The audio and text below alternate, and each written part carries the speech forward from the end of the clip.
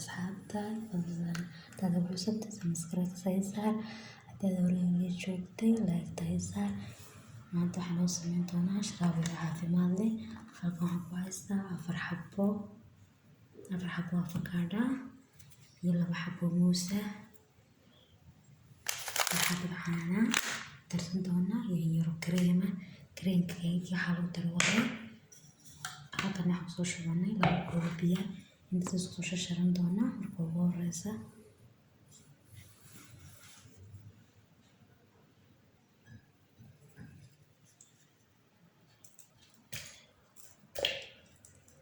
inta isku sharanayna soo shiidayna marka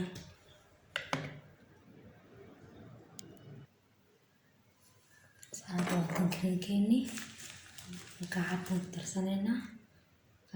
darsanayna taa hadhow marka talaagada gelisid wuxuu noqonayaa gacmo yar ayaan darsanayna.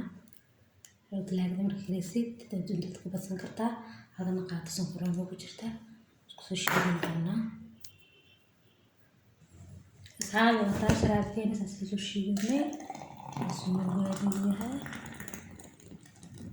gaadideena saas soo shiidnay muuskeeni